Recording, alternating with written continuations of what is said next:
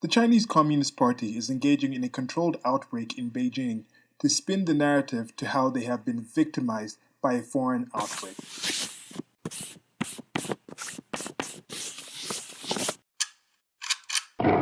So this is just a bit of a review or just a check-in on the whole pandemic situation. I think some of my content has kind of gone away from it, talked about it for several videos over a short amount of time. No, not a short amount of time, for a couple of months. There's a lot of videos about it. So this is something that I'm seeing. I think this is in a wind down phase.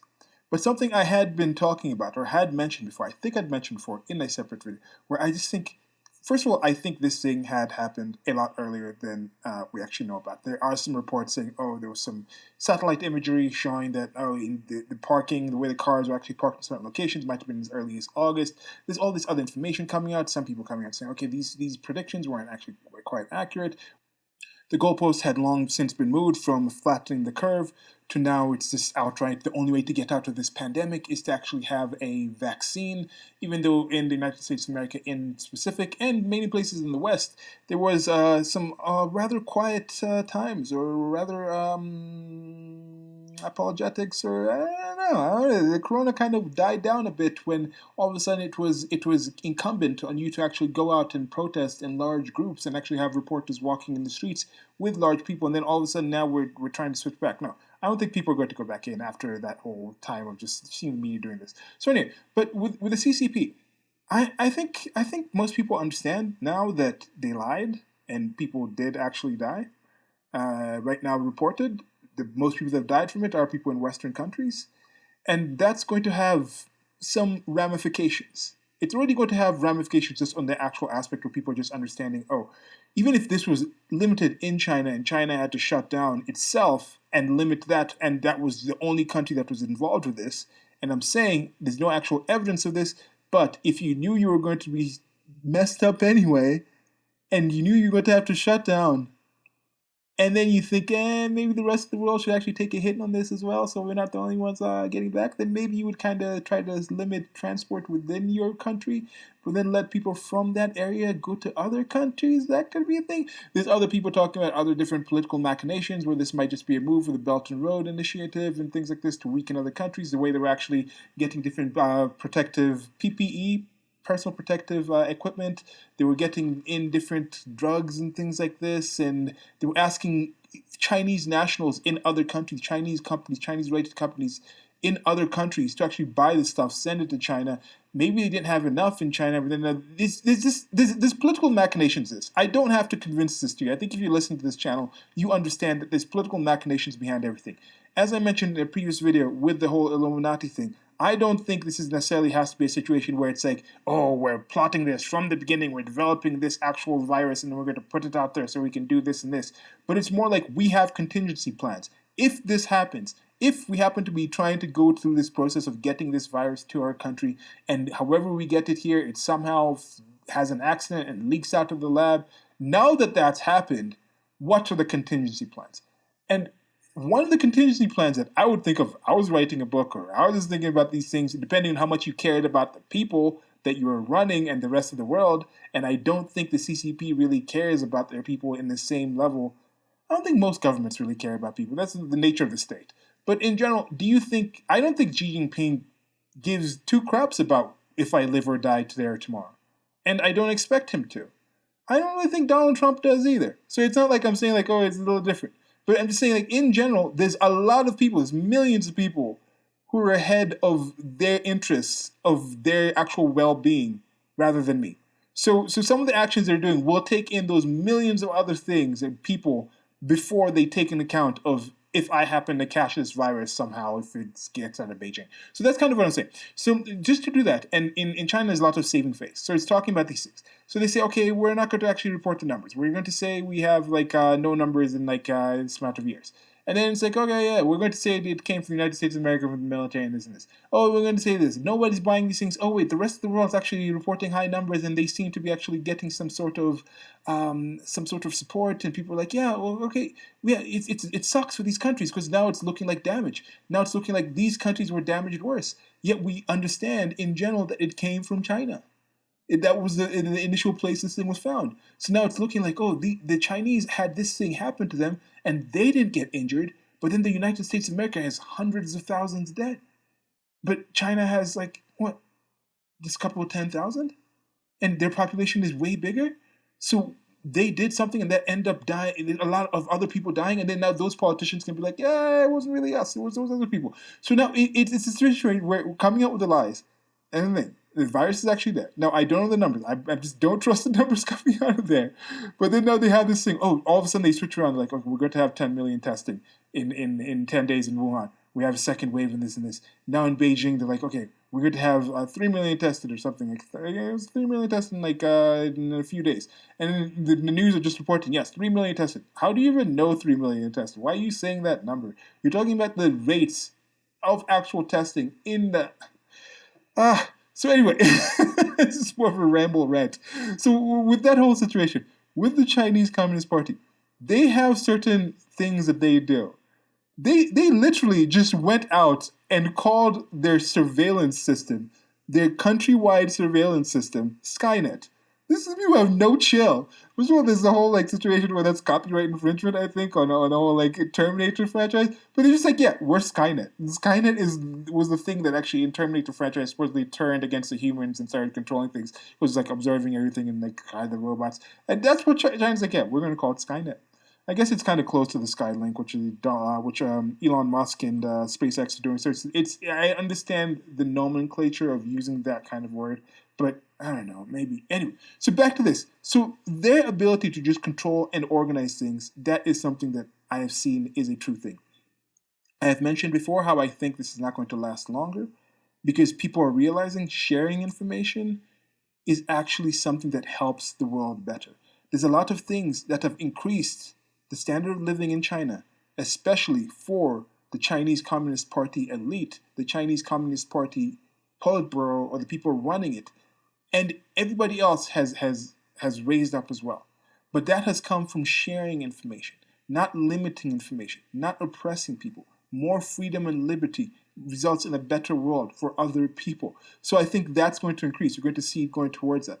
But anyway, so coming back to this whole thing, this whole controlled outbreak, they still control information. They still control these things. People within China still don't have that much access to information. I would probably say if you went and talked to your average Chinese person about the Chinese Communist Party virus and you asked them where it came from, most of them, maybe half of them at least, maybe 50% plus one, would say it was an international thing. They might mention that, yeah, it might have started in Wuhan, but then since I'm sure they advertised within the country that they shut down Wuhan and limited the spread there, and then it's accurate that people did leave Wuhan and go to other countries. Other countries were literally shipping planes of their people out, and then you still look at the actual coverage from other countries, and that has never dropped. That is still up by the media and all these things. And then they can look at those numbers out there. And now they're talking about, oh, there's a fish market that had this thing. And also pushing that fish market thing gets people closer to that bat whole idea, the bat origin rather than the lab and things like that, because they're saying, yeah, it can come from animals and things like this, whereas it hasn't been actual shown proof that it actually can infect an animal and then jump from an animal to like dead animal to an actual human being. I don't know if that's actually been founded, but anyway, that narrative can be there. Apparently 36, I saw something where it's like however many people were tested and they found like 36 actual cases. Who knows how many actual cases? But regardless, I think that narrative is actually being pulled.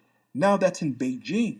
That's the capital city. That's where there's a lot of media. That's where there's millions of actual Chinese people that come in from the countryside, go back out, communicate with people. So they're like, look, even if it did start in Wuhan, we shut that down. But now this second outbreak that has threatened our capital, and people have nationalism. People have that nationalist sense. Don't get it twisted. Don't think it's just not a thing where it's just in the West, just in the United States of America, even though it's kind of dropping. Or it might not be as developed in some developing nations. Like in Kenya, the nationalism is coming up, but there's different things. But Chinese people are a proud people. In general, they are proud of their culture, of their heritage. And this can be seen as like, look, we are actually being attacked by these people. This is a spin job. If they're not doing this, I don't know why they're not doing this. What do they personally have to lose within China from doing this? They might have stuff to lose internationally, but this is not something that they definitely marketing on international. Like, we don't care. If you're from an international, do you really care right now if China thinks, if the Chinese Communist Party is telling its people that this came from abroad? Is this really going to change your plans to go move to China or visit China? I mean, you still would. You still have the same kind of treatment. It wouldn't change your actual treatment that much. Even though it's like ADV China podcast something by like in sometimes like this, the actual sentiments towards foreigners do change. But regardless, even if the sentiments towards foreigners change, this is another thing. There's intelligent people, observant people in the Chinese Communist Party. They understand that regardless, as I was mentioning before, even if China was just shut down by itself, other countries would realize there'd be enough demand from the people and even the wealthier people who had been doing this to realize this is a risk. This is a risk factor. We can actually get some things where we decouple from China so much and get certain things localized. So that was going to happen regardless. Relations, economic relations between China and the rest of the world were going to drop regardless. There's actual potential of Chinese people being sued by other countries. That's already going to start. It doesn't mean there's actually any legal body that will actually hold them accountable, but there's ways. There's going to be penalties coming in, financial penalties, perception penalties. All wars have been, are, and will be cultural. And China has taken a hit from this.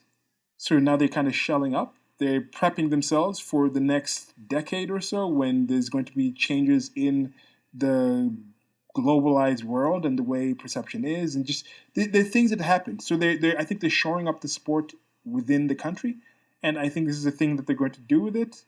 Some of these things of getting things like Huawei getting out with different 5G networks, things. I think you're going to see a lot of countries, including China, are going to look inward for the next decade or so and restructure and strengthen certain things about themselves before they actually go back to engaging on the global sphere. I think there will be an increase of that. And I think with part of that is the whole situation of the Chinese Communist Party engaging in a controlled outbreak in Beijing to spin the narrative to how they've been victimized by a foreign outbreak rather than it just being internal kind of issues. It could be wrong. This is not something that I have direct evidence from. This is just an observation. It's part of my shorty series where I have short thoughts and I expand on them. And this is also just a bit of a coronavirus roundup. And another thing. Yes, if you test more people, there will be more numbers. I've talked about this in previous videos. How many people has North Korea tested? What are the numbers in North Korea? Isn't it still like 0 or something? Let me actually check. Yes, it's 0 reported. Have they done tests? We don't know. But if they don't report, you don't report. So if somebody says, like Donald Trump says, hey, if we test more, we're going to have more numbers. Yes. If you test more people, you will have more numbers. Now, some people I seem to just be being willingly disingenuous to say that he literally means that testing is what is giving people the actual virus.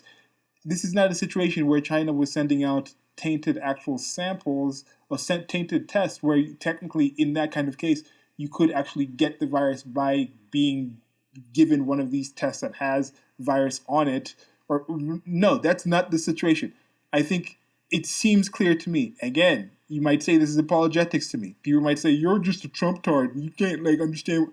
But literally, he literally said, if you test more people, you'll have more numbers. That is true. If more people vote for something, chances are whatever is being voted for will have higher votes. If more people are now going to hospitals and going to places as things open up, and they're being tested for things, there's more tests out there, there's more accuracy in the tests, the numbers will go up.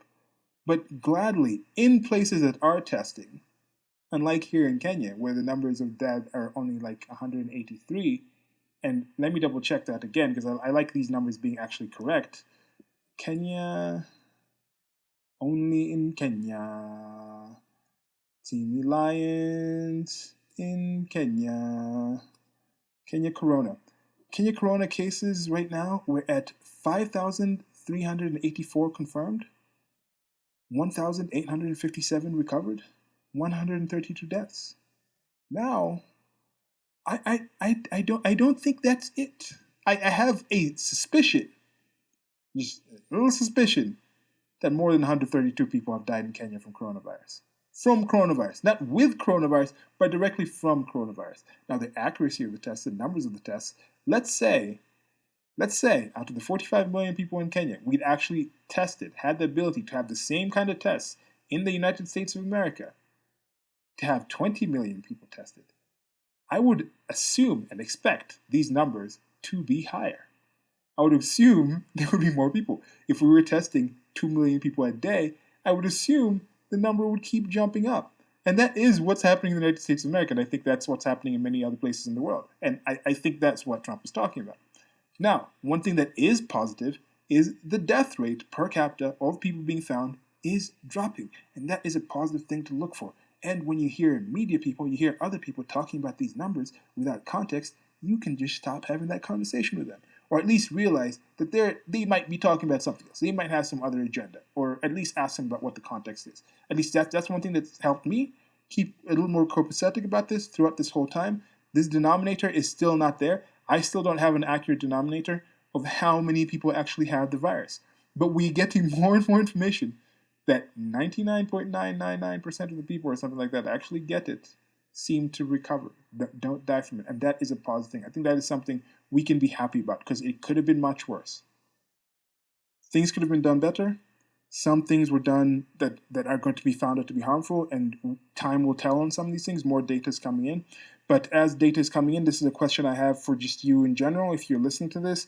And I already started a series. The first one was Stephen Kirshner, who was in New York City, just about the food service industry. And I'll ask you the same kind of 3 questions that I asked him in that conversation, and I hope to ask a few other people, is when you first heard about the CCP virus, when you first realized this is something that's going to spread in the world, what were your initial thoughts? How have those changed now that it's been months or whatever since you heard of it? Or if you haven't heard of it, welcome to the world, and let me know what you think about it if this is your first time hearing about it.